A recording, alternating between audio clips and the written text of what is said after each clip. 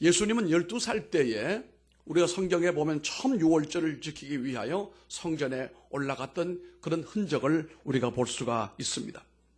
그 후에는 예수님이 이 예루살렘의 유월절 행사를 위하여 가셨다는 얘기는 없습니다만은, 그러나 기록은 하고 있지 않지만 아마도 그 이후로도 주님이 줄곧 예루살렘의 유월절 행사를 위하여 올라가셨을 것이다 라고 우리가 가정을 하고 있습니다. 그런데 오늘 주님의 예루살렘 입성, 이 본문 가운데 나오는 이 예루살렘 입성은 그 전에 예루살렘에 가셨던 것과는 전혀 다른 모습으로 우리에게 다가오고 있다는 사실입니다. 전에는 이 예루살렘에 유월절을 지키러 올라가실 때에 예수님께서 사람들과 함께 걸어 올라가시고 또 마치고 집으로 내려오시고, 이때는 사람들의 관심도 없었고 그리고 무슨 환영 같은 것도 없었습니다. 그런데 오늘은 달랐습니다. 오늘 이 본문에 나오는 내용을 보면은 이전에 주님이 그저 갔다가 오시고 하는 그것이 아니고 대대적인 큰 행사로 일을 진행하는 것을 우리가 보게 됩니다. 무엇보다도 걸어 올라가시던 주님이 이번에는 걸어가지 아니하시고 나귀를 타고 올라가시는 모습을 보게 됩니다. 그 나귀 새끼를 사용하시는 모습도 아주 우리들에게 당당한 모습으로 나타나고 있는데, 두 제자로 하여금 가서 저기 가게 되면 나귀 새끼가 있으니까 끌고 오라고 그랬어요. 만약에 누가 왜 끌고 가냐고 하거든 우리 주님이 쓰시겠다고 해라. 그리고 가서 정말 가보니까 나귀 새끼가 있어서 끌고 오려고 하는데 주인이 왜 남의 새끼를 끌고 가느냐 물었어요. 우리 주님이 쓰시겠다고 합니다. 그랬더니 주인이 또 그냥 가져가라고 합니다. 이 나귀를 끌고 와서 예수님께서 그 나귀 위에 타시고, 그리고 벳바게에서부터 예루살렘으로 이제 들어가시는데, 그 가는 길 연도에 많은 사람들이 이전과 달리 나와서 그 주님이 가시는 길을 화답하고 있는 모습을 보게 됩니다. 자신들이 가지고 있던 감람나무 가지를 꺾어 던지고 자기 옷을 깔고 주님이 그 위로 걸어가게 하시는 이런 색다른 모습으로 등장하는 것을 보게 되는 것입니다. 오늘 말씀의 제목이 끝내 이기는 사람들인데요, 우리가 시작은 미약하지만 나중은 창대하다는 성경 말씀을 잘 기억하고 있습니다마는, 우리의 시작은 연약하고 부족하고 착오가 많이 있을지라도 우리 마지막은 정말로 아름답고 마지막은 거룩하고 마지막은 복되게 끝을 맺으시기를 주님 이름으로 축원합니다. 저는 아침에 떠오르는 해도 좋아하지만 저녁에 서산에 넘어가는 해를 더 좋아합니다. 어릴 때는 몰랐어요. 어릴 때는 아침에 돋는 해가 더 좋았어요. 그 나이를 먹어가면서 지는 해가 더 좋아요. 지는 해가 서산에 넘어갈 때 보면 그냥 넘어가지 않습니다.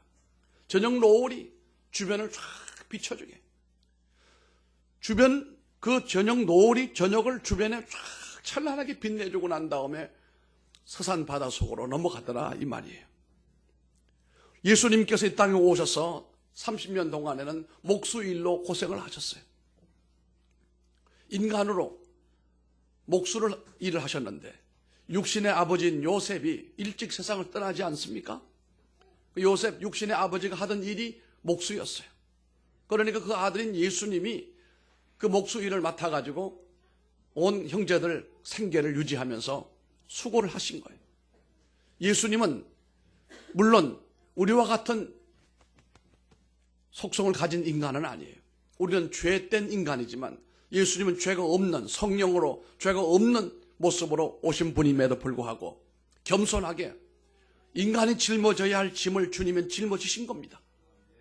부모를 효도하는 일 우리 잘해야 됩니다. 하나님이시면서도 예수님은 부모 효도를 잘했거든요. 마지막에 십자가 달릴 때도 울고 있는 자기 어머니 마리아를 향하여 요한에게 부탁하잖아요. 요한에게 어머니를 부탁한다고 그랬어요. 그래서 이 사도 요한은 순교하지 않는 반면에 그 어머니 예수님의 어머니 마리아를 일평생 모셨다는 그런 얘기가 있다는 겁니다. 예수님은 하나님이시면서도 육신의 어머니 공양을 잘했다는 겁니다. 육신의 아버지도 공양을 잘했을 것입니다. 부모 공양 잘해야 됩니다. 뿐만 아니라 형제 우애도 잘해야 됩니다. 우리 시대는 점점 유아 독존 시대로 가면서 나밖에는 없는 시대가 돼가지고 부모도 모르고 자식도 모르고 형제도 모르고 그저 그렇게 살아가는 짐승 같은 삶으로 가는 시대가 아닌가 염려가 됩니다. 그런데 예수님께서는 하나님이시면서도 30년 동안 그 목수일을 하셨으니까 손에 굳은 살이 안 베겠습니까? 허리가 아프지 않았겠습니까? 그리고 난 다음에 3년 공생애를 시작을 하면서 3년 동안 활동하시는 모습을 보면은 예수님은 그할 곳이 일정하게 없었어요. 그러니까 여우도 굴이 있고 이렇게 말씀하잖아요. 예수님은 일정한 주님의 집이 없었다는 얘기예요. 그리고 하루에 세 끼 음식도 잘 준비가 되어져 있는 그런 상황이 아니었습니다. 의복도 마찬가지입니다. 그리고 제자들을 데리고 다니면서 주님이 겪는 여러 가지 어려운 일들도 많이 있었습니다. 그런데 이제 이 벳바게에서부터 예루살렘으로 입성하시는 주님의 모습과 더불어 그리고 일주일 동안에 이루어진 일 가운데 마지막에 골고다를 향하여 올라가신 주님의 모습이며 그 골고다 위에서 십자가를 짊어지시고 그 많은 사람들 가운데서 주님이 운명하시는 이 과정은 한마디로 말하면 서산의 해가 찬란히 지는 것과 같다 이겁니다. 끝내 이기고 승리하신 주님의 모습이다 이런 말씀입니다. 우리가 젊었은 고생도 괜찮습니다. 사업을 하다가 실패해도 괜찮습니다. 왜? 기회가 얼마든지 있습니다. 또다시 할 수 있는 여건이 갖춰져 있습니다. 그러나 끝부분에 가서는 우리가 정말로 아름답게 매듭을 잘 지어야 된다는 사실입니다. 오늘 주님께서는 연도의 수많은 사람들과 제자들의 환호를 자제시키지 않았습니다. 이전에는 가능한 대로 예수님의 이름을 감추려고 했어요. 드러내지 못하게 만들었어요. 왜 그럴까요? 그것이 유대인들을 자극을 시켜가지고 그 유대인들이 예수님을 빨리 죽게 할 수도 있거든요. 주님의 이 일이 다 이루어지지 않는 가운데 그럴 수가 없기 때문에 가능한 한 기적과 역사를 일으켜도 그들에게 예수님이 그렇게 했다는 것을 말하지 말라고 하고 숨기라고 했어요. 그런데 오늘 여기부터는 그렇게 하지 않았어요. 다 드러내고 개방을 하고 많은 사람이 보게 만들어 놓고 있는 것을 보게 됩니다. 많은 사람들의 환호 소리야 호산나 찬송하는 소리, 그리고 많은 연도의 사람들 가운데서 나귀를 타시고 예수님이 예루살렘으로 들어가고 계시다는 사실입니다. 이제 예루살렘 안에서 자기를 십자가에 못 박으려는 공모와 모략이 있다는 것을 알면서도 예수님께서는 죄와 불의와 거짓이 있는 예루살렘 성을 향하여, 죽음이 기다리고 있는 예루살렘 성을 향하여 아주 당당하게 입성하고 있는 모습을 우리가 보게 됩니다. 이것이 바로 궁극적인 승리자의 모습이기 때문에 그렇습니다. 오늘 우리는 주님의 이런 모습 속에서 우리의 위기와 우리의 고난도 어떻게 그 길을 걸어가야 할 것인지를 살펴보고 은혜를 나누고자 하는 것입니다.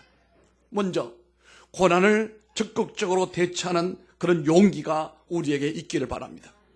고난을 적극적으로 대처하는 긍정적인 자세 말입니다. 사실 이제까지는 주님께서 자신의 명성과 자신의 능력과 자신의 이름을 주변 사람들에게 알리는 것을 소극적으로 일관해 왔습니다. 그리고 6월절 행사에 참여하실 때에도 자신을 가능한 한 드러내기보다는 꼭 하실 말만 하시고 조용히 활동을 하시면서 주변을 자극시키지 않으려고 했던 겁니다.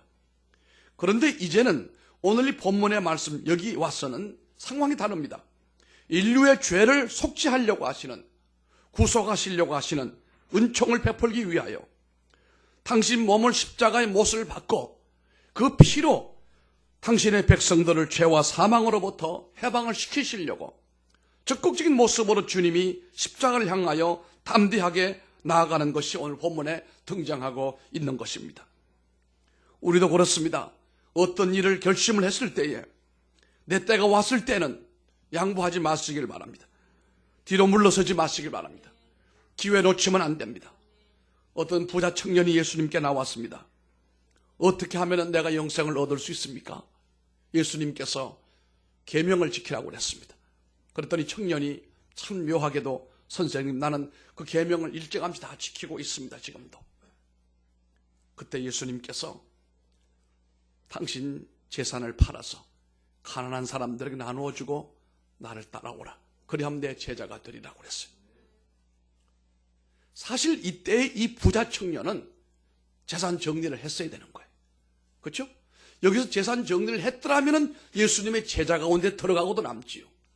그런데 물질에 연을 끊지 못하고 그 물질을 팔아 가난한 사람들에게 주지 못하고 물질에 끌려서 그만 주님 제자 되는 기회를 놓쳐버리고 말았다는 사실입니다. 성경은 말하기를 그때 돌아가는 그 청년이 돌아가는 시간이 어두운 시간이다 그랬습니다. 물질이야 잠시 가지고 있다가 세상 떠날 때 놓고 가는 거를 주님의 제자가 된다라고 하는 것은 영원히 빛나는 천국의 면류관인데 비교할 수가 없지 않습니까? 우리가 무엇을 가지고 있든지 우리가 어떤 기회를 가지고 있든지 막다른 골목에 섰을 때는 그때는 여러분 결단하시기를 바랍니다. 오늘 예수님께서 이제까지는 소극적으로 일관하고 계시더니 드디어 이 벳박에서 예루살렘으로 들어가실 때는 결단을 내리시고 드러내고 당당하게 주님 입성하는 모습을 보면서 이제 주님께서 주님의 시간이 오신 것을 알고 계시는구나. 우리가 살아가면서 나의 삶이 어디가 전성시기인지 어느 점에 내 삶의 폭발 지점인지 이것점은 우리가 알아야 하잖아요. 준비하고 하다가 막다른 어떤 단계가 이르렀을 때 주님께서 이때다 싶을 때는 그 정점에 도달했을 때는 여기에 모든 것을 다 쏟아 부을 수 있는 그런 도전을 한 번쯤은 해봐야 되지 않겠는가 이 말입니다. 예수님께서 드디어 이제 내가 십자가를 짊어져야 되겠다. 드디어 내가 저 사람들을 위하여 대신 죽음으로 보혈을 통하여 저들을 구원을 해야 되겠다라고 하는 마음의 결심을 품고 난 다음에는 그의 모든 행동이 소극적이지 않았어요. 적극성을 띠면서 많은 사람들에게 보이면서 당당하게 올라가는 그런 모습을 우리가 보게 됩니다. 사실 누가복음 9장 51절에 보면은 예수님은 이미 이날에 예루살렘으로 올라가실 것을 굳게 결심을 하셨다고 그랬어요. 역경과 고난의 십자가를 정면에 대하고 적극적으로 도전에 들어가시는 그 모습이 바로 궁극적인 승리자의 모습이기 때문에 그렇습니다. 고난과 역경이 나를 에워쌀 때 우리가 피하려고 하면 자꾸 그 수렁에 깊이 빠지게 되고 불안 속으로 떨어질 수밖에 없고 해결책도 나타나지 않습니다. 그러나 오늘 예수님처럼 하나님을 믿는 신앙의 힘으로 결단을 내리고 정면으로 도전해 나아갈 때에 하나님께서 해결책을 주시는 사건들을 얼마든지 볼 수가 있습니다. 야복강을 건너가던 야곱이 형과 원수를 져서 그 강을 건너가면 형이 죽이려고 지금 기다리고 있는데도 야곱은 그 강을 건너가는 모습을 우리가 봅니다.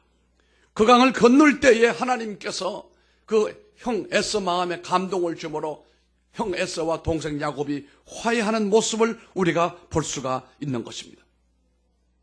내 건강이든 내 지식이든 내 물질이든 내 어떤 탤런트든 간에 어느 한 때는 하나님께서 내게 감동을 주실 때가 있습니다. 이때다. 이때는 우리가 누구와 타협하지도 마시고 누구와 물어보지도 마시고 아브라함처럼 그 아들을 데리고 모리아로 올라가는 사람이 바로 믿음의 사람이고 축복의 사람이고 역사의 길이 남을 사람이란 말입니다.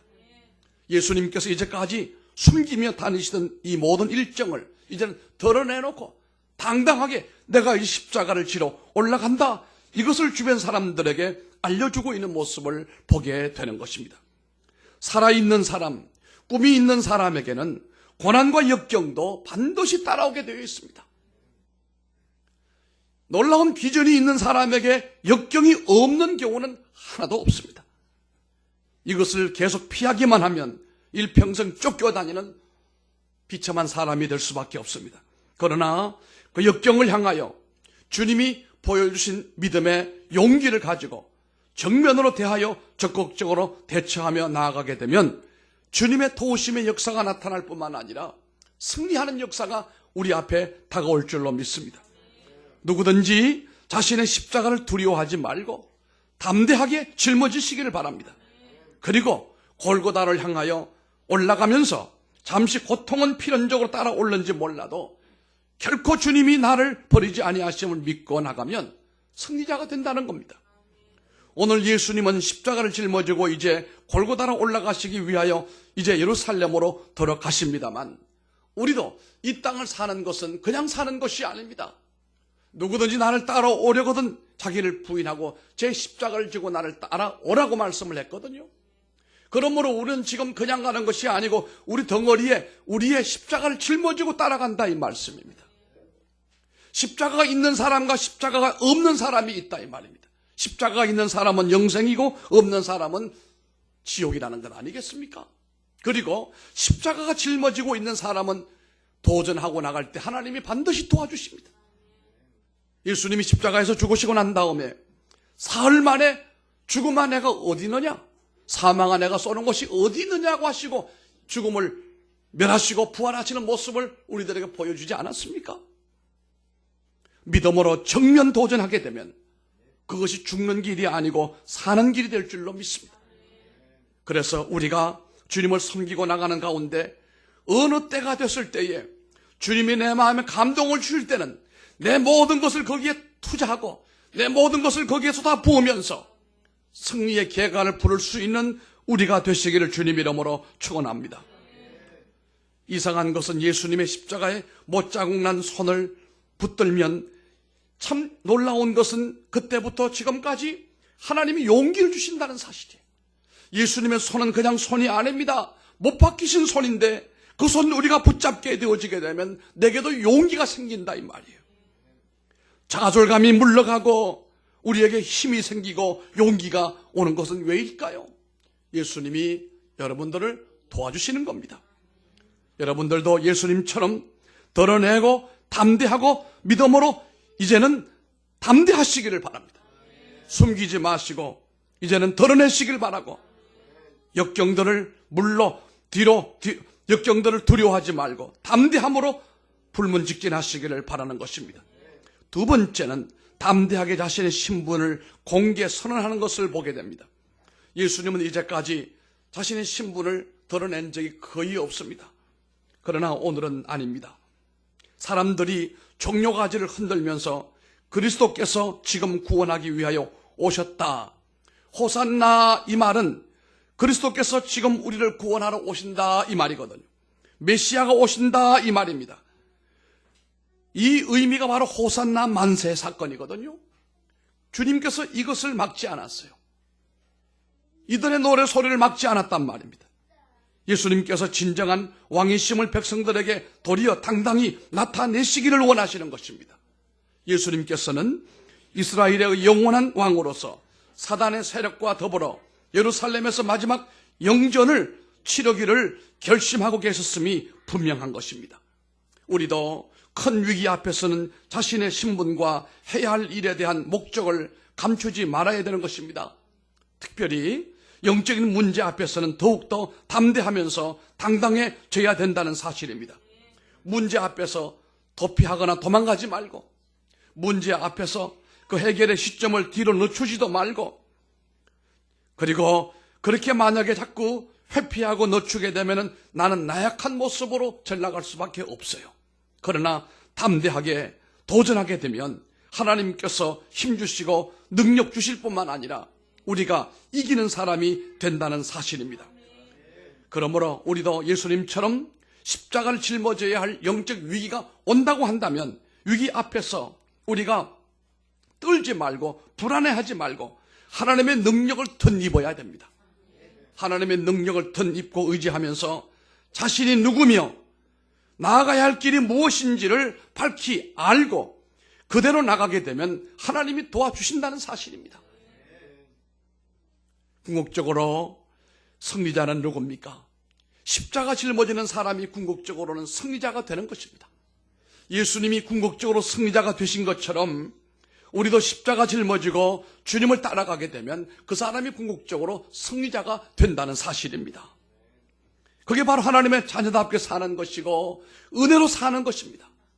이렇게 피하고 저렇게 피해서는 안 됩니다.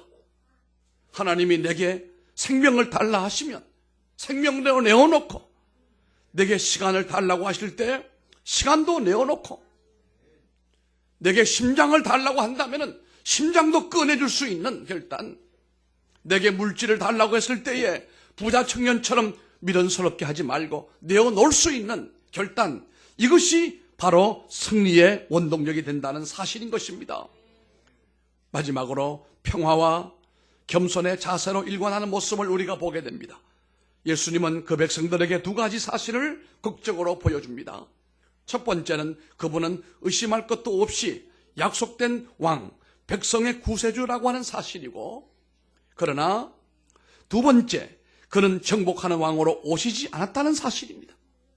그는 화려한 의식으로 치장한 세상적인 권력자로 오지 않았다는 겁니다. 또한 죽이고 상해를 주고 불고로 만드는 군대의 지도자로 주님이 오신 것도 아니었습니다. 그러므로 백성들은 메시아에 대한 그들의 개념을 수정해야만 했습니다. 그 당시 사람들은 메시아가 오면은 그런 권력을 가지고 올 줄 알았어요. 그런데 주님은 그런 권력으로 오지 아니하시고 평화의 구주로 그들에게 다가오셨습니다. 그분은 인류에게 사랑의 하나님, 화해의 하나님을 보여주기 위하여 오신 분이었거든요.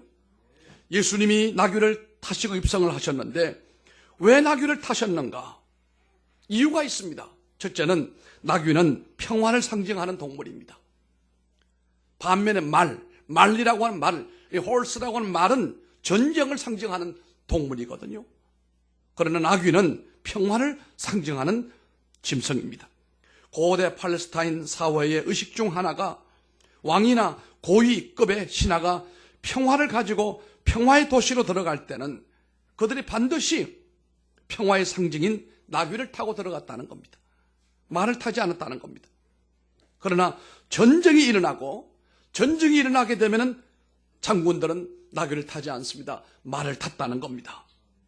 그렇다면 예수님께서 이 나귀를 타시고 예루살렘으로 들어가시는 것은 평화를 가지고 오시는 것을 우리가 볼 수가 있는 것입니다. 예수님의 십자가의 죽으심으로 어떤 평화가 옵니까? 하나님과 우리 사이에 놓여있던 그 죄악이 사라지게 되고, 그 예수의 보혈이 하나님과 우리 사이의 간격을 좁혀주게 되고, 하나님과 우리가 양자가 되게 만들어주잖아요. 우리가 직접 나가서 아바 아버지라 부르짖게 만들어주잖아요. 이게 바로 평화의 역할을 하신 예수님의 십자가의 사건이라는 사실입니다.